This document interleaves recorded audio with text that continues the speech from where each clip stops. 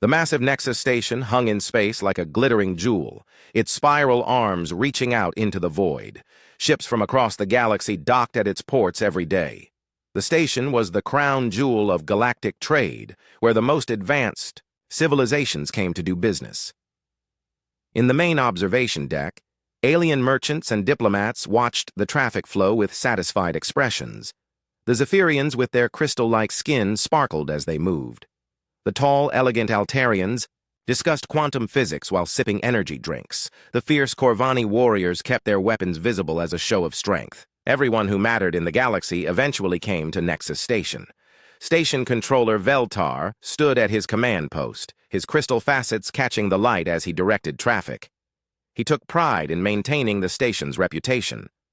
Only, the best ships, the most advanced civilizations were welcome here. Lesser species had to prove themselves worthy.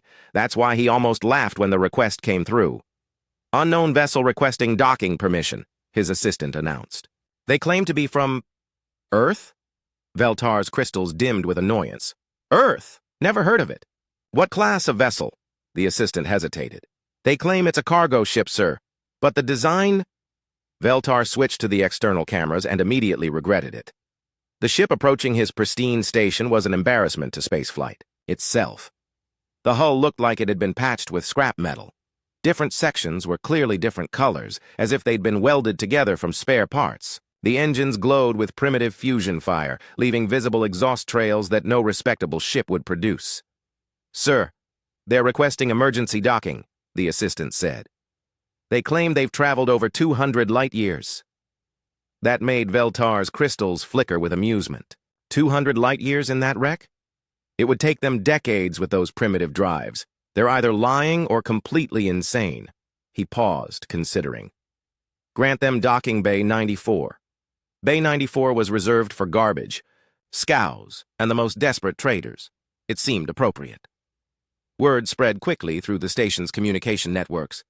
By the time the human ship limped into the docking bay, a crowd had gathered in the observation lounges to watch the spectacle.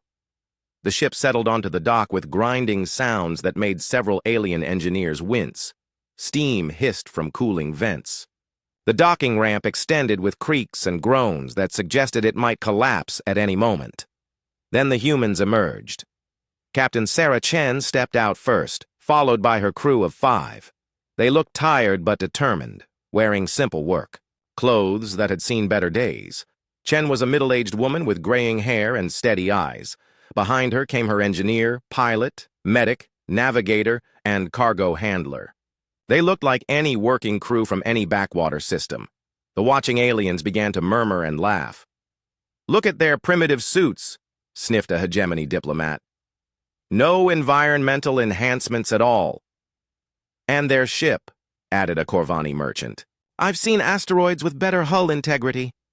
Chen seemed to ignore the comments as she approached the customs station. The Altarian customs officer looked down at her with barely concealed disgust. "Purpose of visit?" the officer asked in perfect universal standard.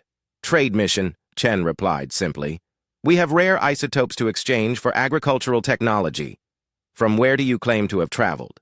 "New Appalachia colony in the Sol sector. About 210 light-years from here." The customs officer's eyebrows rose. "And how long did this journey take you?"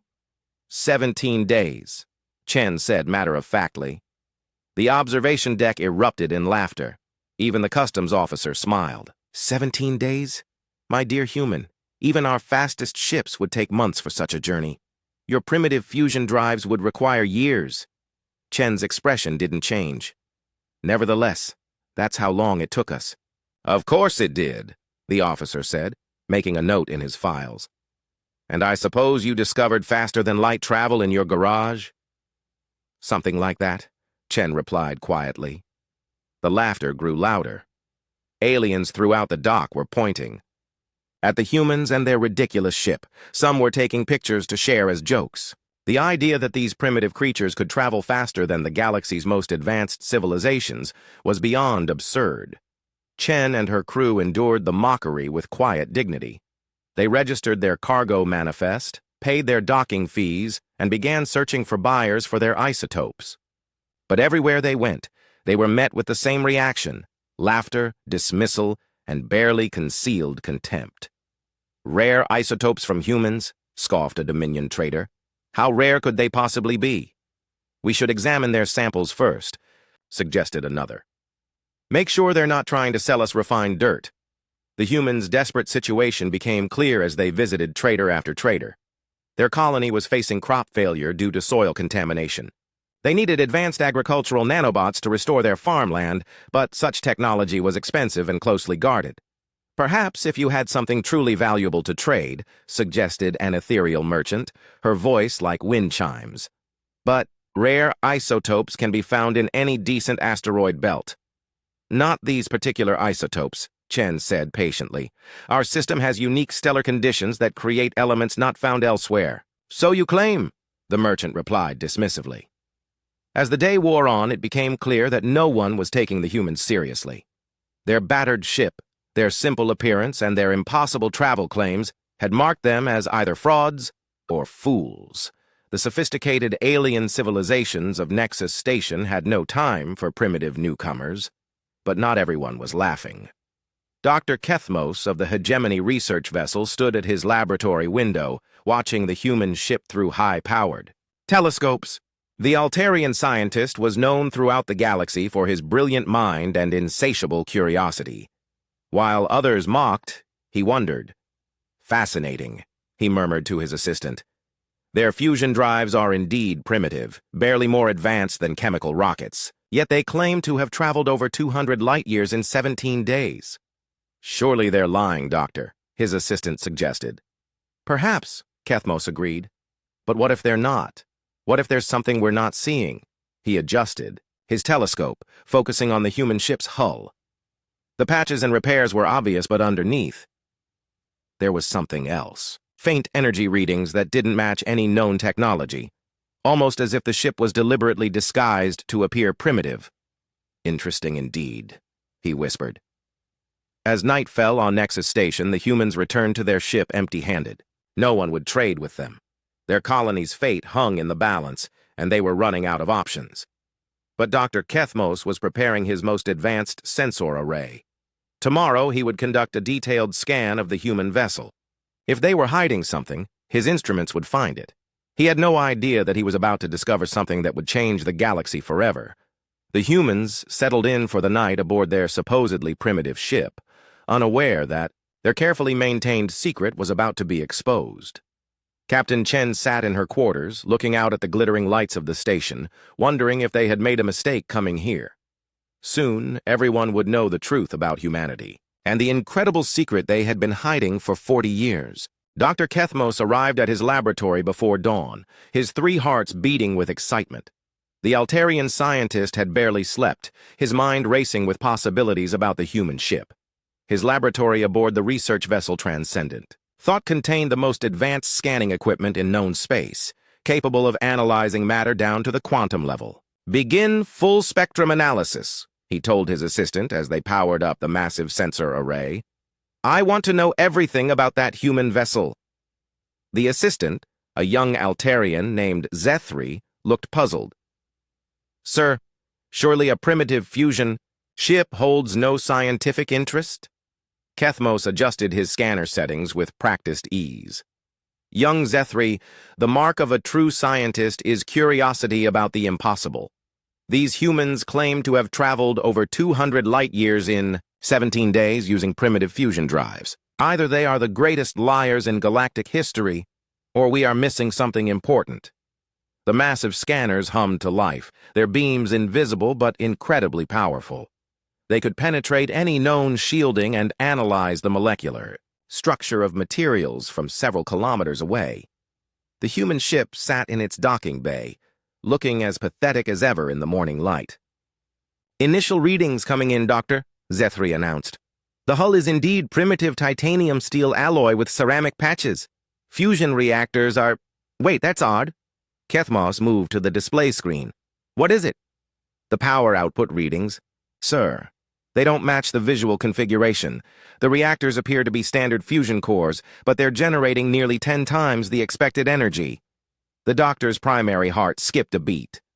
Run a deep scan on the engine compartment. Full quantum analysis. The scanners focused their beams, penetrating deeper into the human ship's structure. What they found made both Altarians step back in shock. "That's impossible," Zethri whispered. Hidden beneath layers of crude metal plating and deliberately placed components, the sensors revealed technology that defied understanding. The fusion reactors were real, but they were merely the visible layer of a much more complex system. Beneath them lay containment fields that operated on principles the hegemony had only theorized about. "Doctor?" Zethri's voice was shaking. "These containment fields are manipulating exotic matter. We don't even know how to create exotic matter, let alone contain it safely." Kethmos was already running additional scans, his scientific mind racing. "Focus on the drive system. How are they moving this ship?" The results that came back made the elderly scientist's secondary hearts stop completely. Hidden within what appeared to be simple fusion drives was technology that belonged in science fiction, not reality. Quantum tunneling engines that could manipulate space-time itself. Inertial dampeners that operated by creating localized gravity wells. And most shocking of all, artificial gravity generators that worked by principles the galaxy's most advanced civilizations hadn't even discovered. "This is not possible," Kethmos said, but his instruments didn't lie. "Run the scan again. Check for equipment malfunction." They ran the scan 3 more times. Each scan confirmed the impossible readings. The human ship was more technologically advanced than anything in known space. "Doctor, there's more," Zethri said, his voice barely a whisper. "The navigation system. It's not using stellar positioning like our ships. It's reading quantum fluctuations in space-time itself. They're navigating by mapping the universe at the quantum level." Kethmos sat down heavily in his chair. His 3 hearts were beating so fast he felt dizzy. "This changes everything. These humans, who are they really?" The implications were staggering. If humans possessed this level of technology, why were they hiding it? Why make their ships look primitive? Why allow themselves to be mocked and dismissed? "Sir, should we inform command?" Zethri asked. "Not yet," Kethmos said quickly. "First, we need to understand what we're dealing with. Run a scan on their life support systems." The results were just as shocking. The humans weren't breathing recycled air from simple filters. Their life support system was creating a perfect atmospheric balance by manipulating matter at the atomic level. They had technology that could literally transform base elements into whatever they needed. "The cargo hold, Doctor. You should see this." Kethmos looked at the cargo scan results and nearly fell from his chair.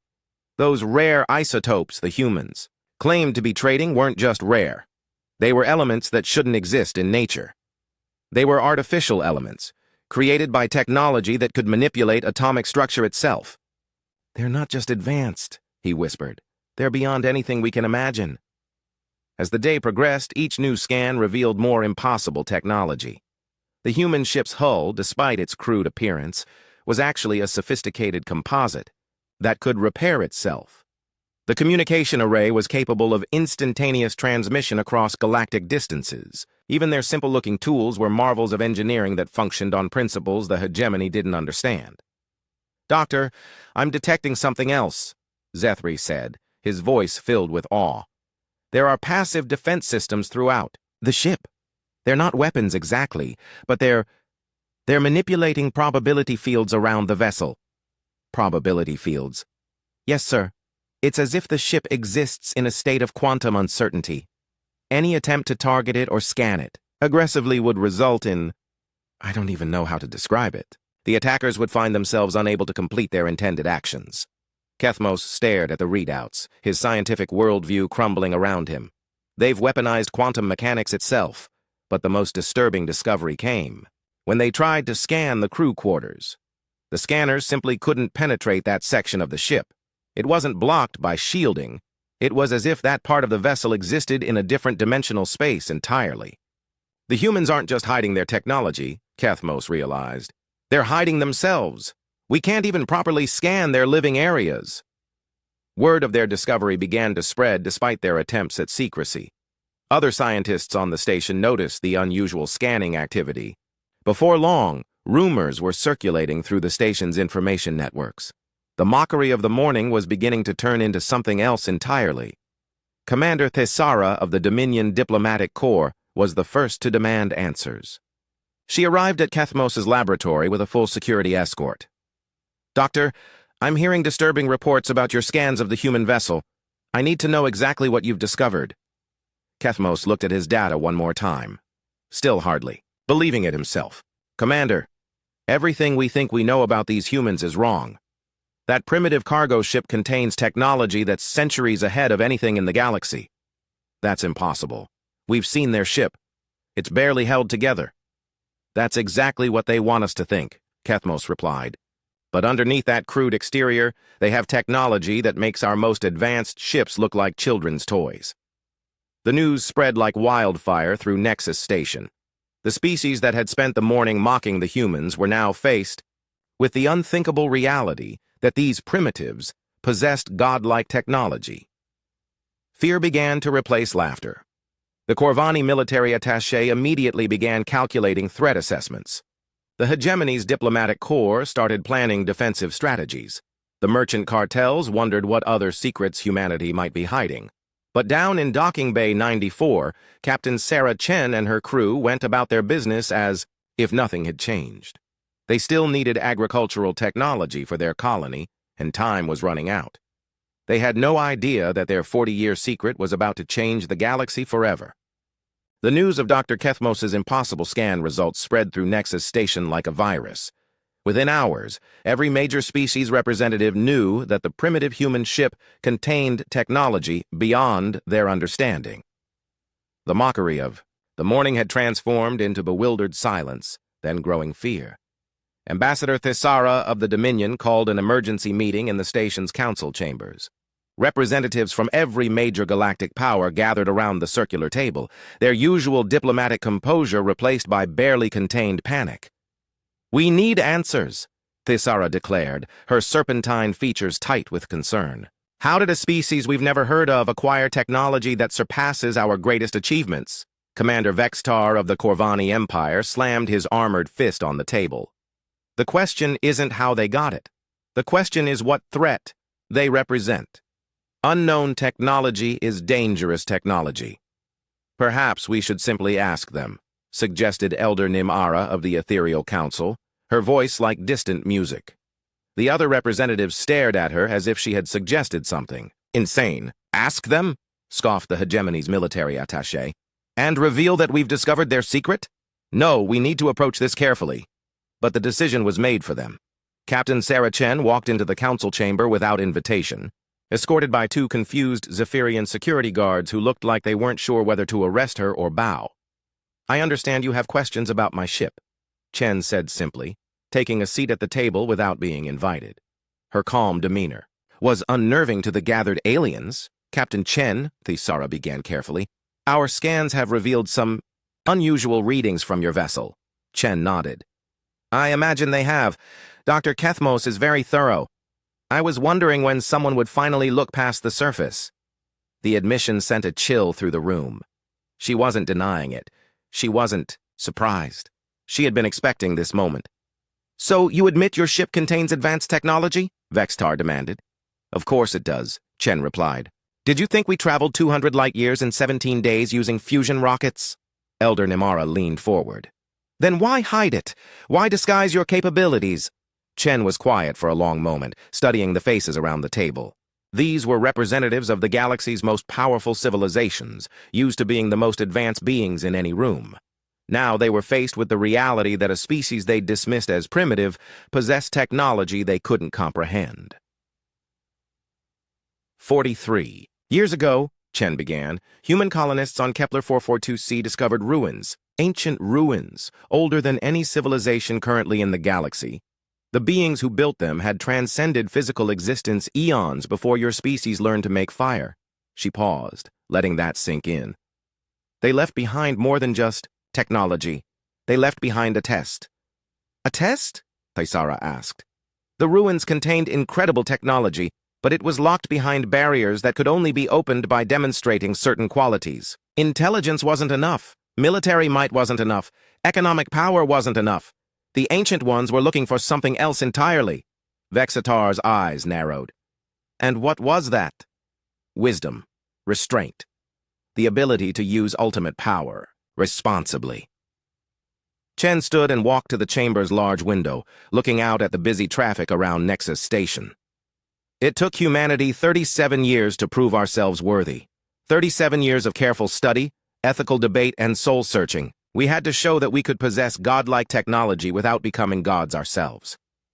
You're saying this ancient race gave you their technology? The hegemony attaché asked skeptically. Not gave. We earned it. Every piece, every principle, every application had to be unlocked through demonstration of moral character. The technology itself was designed to be self-limiting. It only works for those who prove they can be trusted with it. Chen turned back to the table.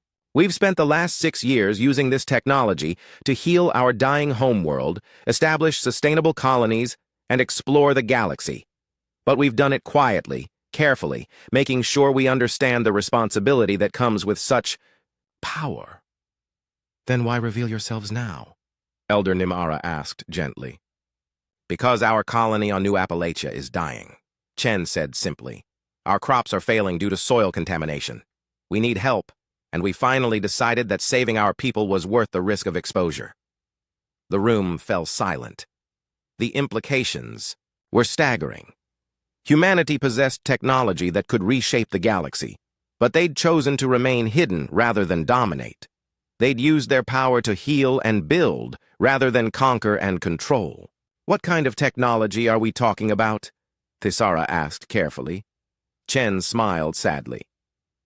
The kind that makes discussions of military threat meaningless.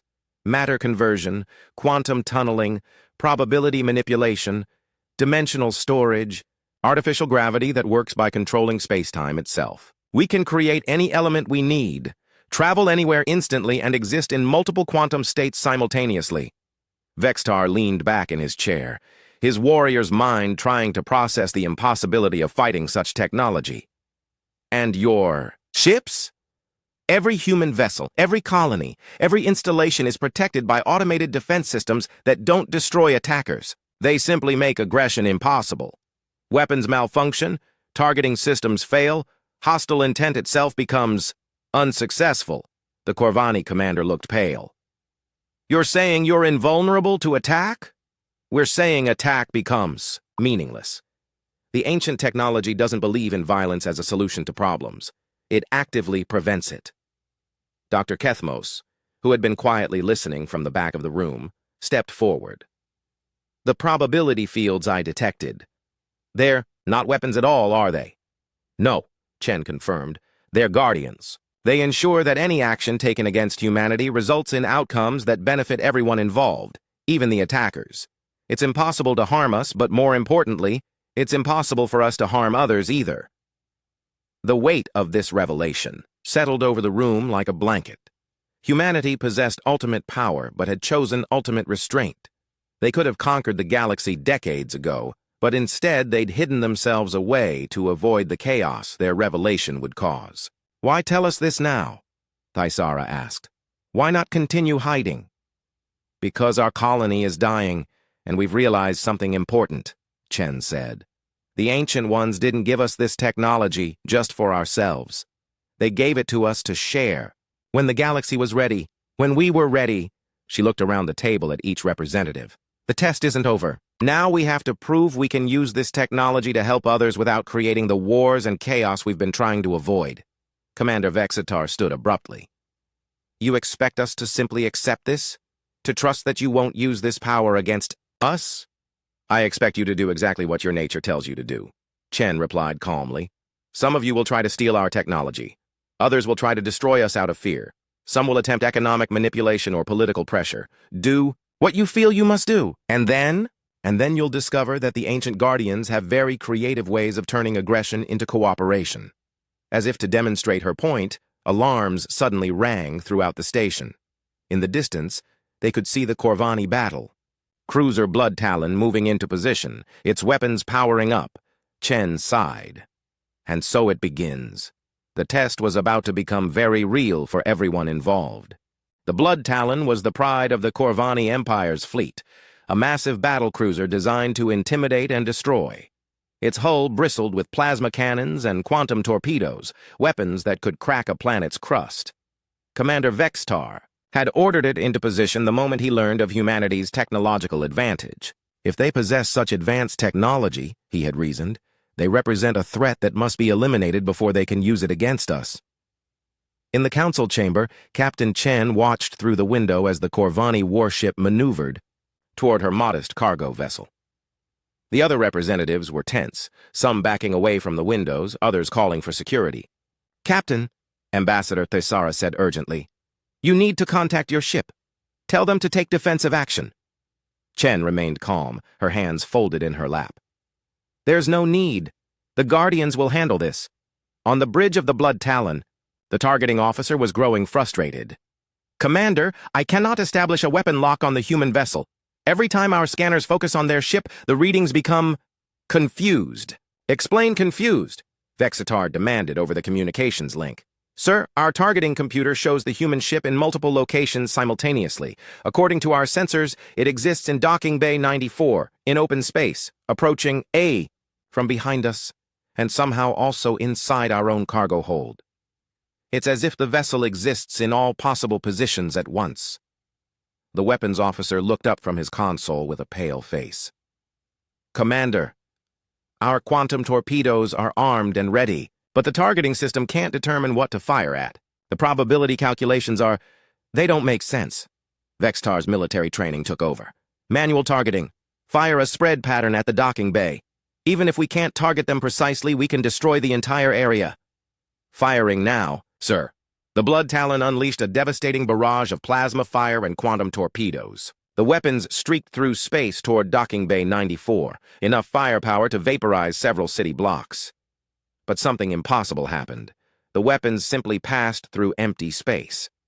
Despite clear visual confirmation that the human ship was docked in Bay 94, the weapons found nothing to hit. They struck the empty space around the ship, causing no damage at all. "Report!" Vextar shouted. "Sir, the weapons fired successfully, but they missed. All of them. Even though the target was stationary and we could see it clearly, every shot somehow missed." In the council chamber, Dr. Kethmos was frantically scanning both ships with his portable instruments. "Fascinating," he muttered. "The human vessel exists in a quantum superposition. It's simultaneously there and not there until directly observed. But observation itself changes the outcome." Chen nodded approvingly. "The Guardians don't just protect us from weapons, they protect the universe from the chaos that violence would create. They make aggression literally impossible by manipulating quantum probability." The Blood Talon tried again, this time using different weapons systems. The result was the same. No matter what they fired or how they aimed, their weapons could not harm the human ship. It was as if the universe itself was preventing violence from occurring, but the Guardians weren't finished demonstrating their power. "Commander!" the navigation officer called out in panic. "We're losing control of the ship. Our engines are responding, but we're not going where we're supposed to go." The Blood Talon was indeed moving, but not in response to its crew's commands. Despite their best efforts to maintain position near Nexus Station, the massive warship was slowly but steadily moving away from the human vessel. "Engineering report," Vextar commanded. "Sir, all systems are functioning normally, but our course corrections keep resulting in us moving further away from the human ship. It's as if space itself is expanding between us and them." Dr. Kethmos was reading his instruments with growing amazement. The Guardians are manipulating space-time around the attacking vessel. They're not preventing the ship from functioning. They're simply ensuring that any hostile action results in the attacker being moved away from potential targets. The Corvani weren't the only ones testing humanity's defenses. Throughout the galaxy, word had spread quickly about the humans' advanced technology. Various factions were attempting different approaches to either steal or neutralize this new threat. The merchant cartel of Vega Prime tried economic warfare, attempting to manipulate galactic markets to pressure human colonies into surrendering their technology. But their computer systems began producing calculation errors that somehow always resulted in humans receiving better deals than intended. The hegemony attempted to place a surveillance network around human space, only to find their spy satellites consistently malfunctioning in ways that left them providing early warning systems for human colonies instead of intelligence for the hegemony. Coalition of pirate clans tried to raid human cargo ships, but found their vessels developing sudden navigation problems that led them to lost treasure caches instead of human targets. Every hostile action taken against humanity somehow transformed into something beneficial for everyone involved. Back on Nexus Station, news of the failed attack spread quickly. The Blood Talon limped back to its original position, its crew shaken but unharmed. Commander Vex Tar returned to the council chamber with a look of defeat. "How?" he asked Chen simply. "The Ancient Ones understood something that most civilizations forget," she replied. "True security doesn't come from the ability to destroy your enemies. It comes from making enmity itself impossible." Elder Nim Ara of the Ethereal Council spoke softly. "You're protected by the universe itself." "Not just protected," Chen corrected. "Guided.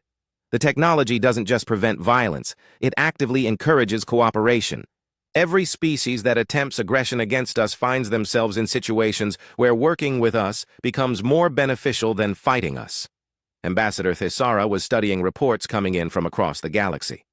"Our intelligence networks are reporting similar incidents everywhere human ships have been spotted. Failed attacks, mysterious navigation errors leading to beneficial discoveries, economic manipulations backfiring in ways that help everyone involved." "How long has this been going on?" she asked. "Since we first received the technology 43 years ago," Chen admitted. "We've been quietly traveling the galaxy, studying other species, helping where we could without revealing ourselves. Every time someone tried to harm us, the Guardians turned it into an opportunity for positive contact." Dr. Kethmos looked up from his instruments.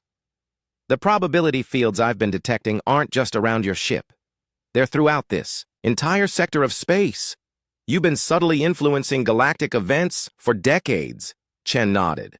"Preventing wars, encouraging trade, helping struggling colonies find resources they needed, the Guardians have been working behind the scenes to guide the galaxy toward a more peaceful state." "But why reveal yourselves now?" Thisara asked again. "Because the Ancient Ones built a timer into their technology," Chen said quietly. "After 50 years, the Guardians become less subtle. The positive influences become more obvious. Other species start noticing the patterns. We had a choice: reveal ourselves willingly or have our secret exposed by the growing obviousness of our interventions." She looked around the room at the assembled representatives. "We chose to reveal ourselves because we believed the galaxy was finally ready to know the truth. Ready to join us in the responsibility that comes with this power." Commander Vex Tar sat down heavily. "What do you want from us?" "Nothing," Chen said simply. "The Ancient One's technology can't be stolen or duplicated. It only works for those who prove themselves worthy through their actions, not their intentions. Each species must earn access through demonstrating wisdom, compassion, and restraint." "And if we can't?" Thisara asked. "Then you continue as you always have, while those who can prove themselves worthy join us in building a better galaxy." The test had begun, and every species in known space would have to decide what kind of civilization they wanted to be. 3 months had passed since the revelation at Nexus Station, and the galaxy was transforming in ways no one could have predicted. The news of humanity's advanced technology had spread to every inhabited system, creating ripples of change that touched every aspect of galactic civilization. Some species, led by the wise Ethereal Council, had quickly recognized what Captain Chen had tried to tell them. The Ethereals were the first to approach humanity, not as a threat to be neutralized or a resource to be exploited, but as teachers to learn from. Elder Nimara stood on the observation deck of her ship, watching human vessels work alongside Ethereal craft to establish new trade routes that benefited both species. The humans had freely shared their agricultural technology, ending the crop failures that had plagued several ethereal colonies. "They ask for nothing in return," she told her aide in wonder. "They simply help because help is needed." The Zephyrians had been next to change their approach. Their crystal-based biology allowed them to understand the quantum principles behind human technology better than most species. When they approached humanity with genuine scientific curiosity rather than greed or fear, they found the humans surprisingly willing to share theoretical knowledge.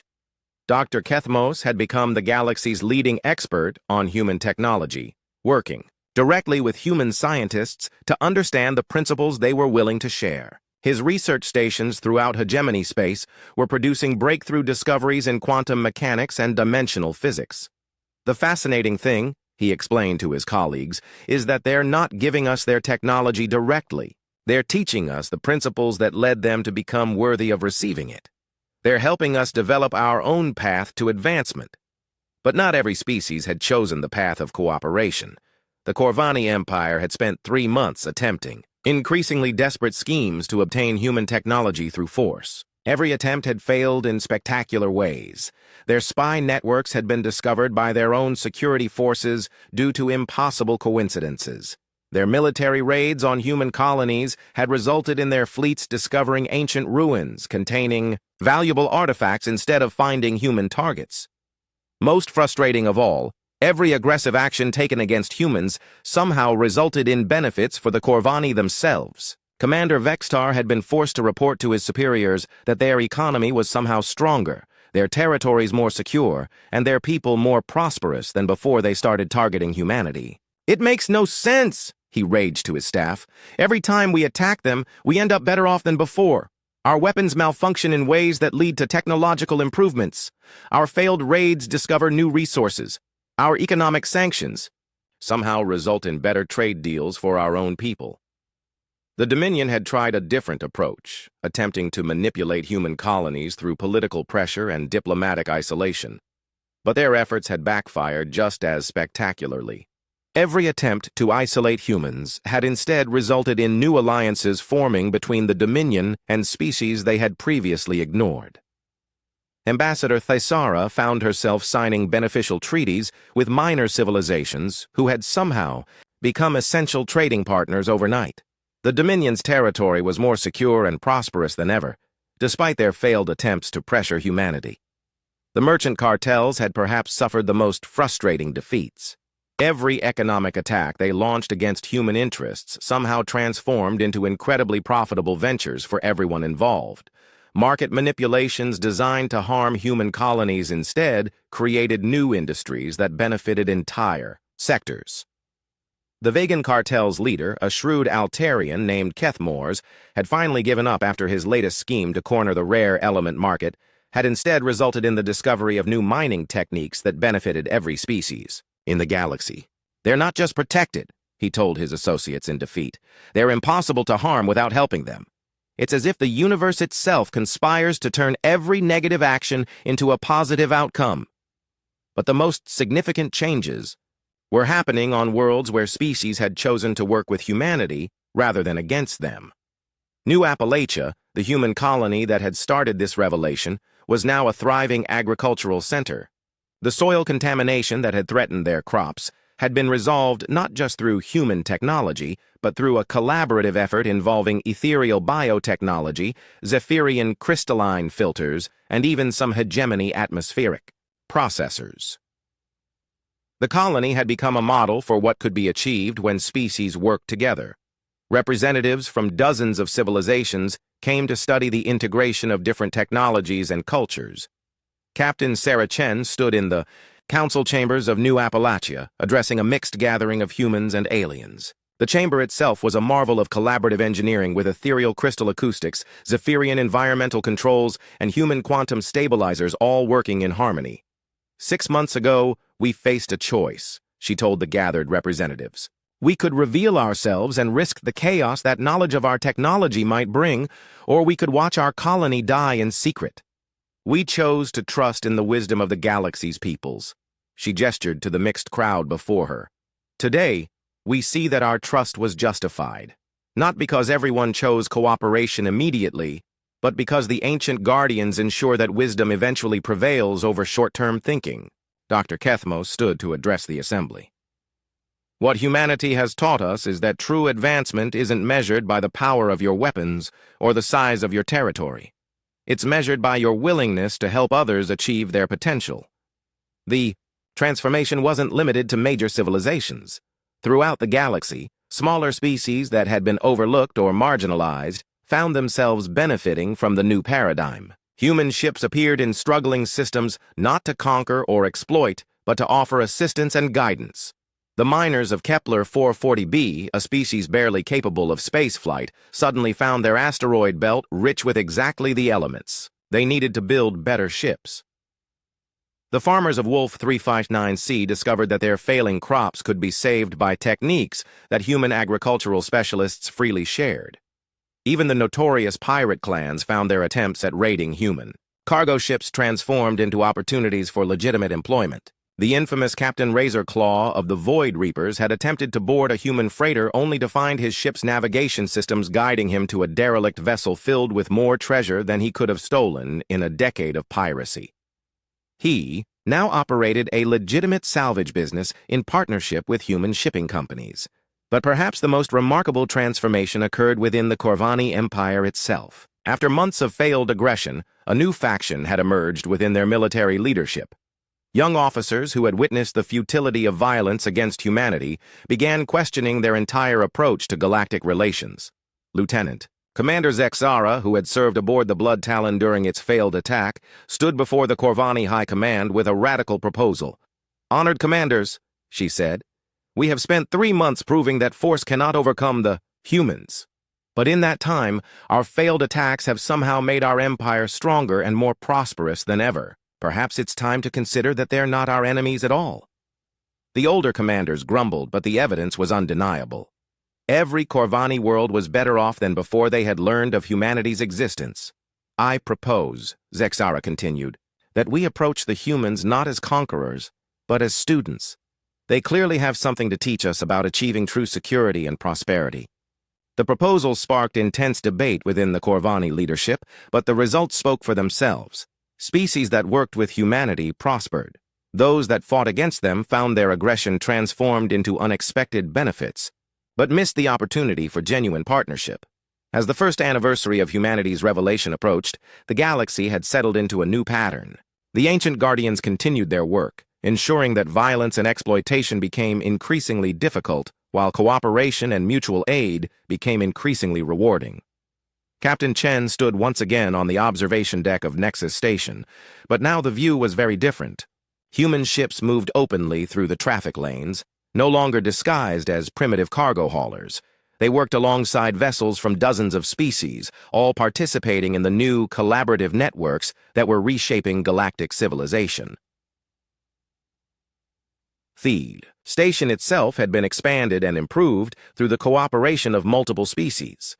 Ethereal crystal technology provided perfect acoustics in every chamber. Zephyrian environmental systems maintained optimal conditions for all known life forms. Hegemony computing systems processed the complex logistics of multi-species cooperation, and human quantum stabilizers ensured that the entire structure existed in perfect harmony with local space-time. Dr. Kethmos approached her, carrying a data pad filled with his latest research. "Captain, I've been analyzing the patterns of change across the galaxy since your revelation," he said. "The transformations aren't random. There's a clear progression toward greater cooperation and reduced conflict.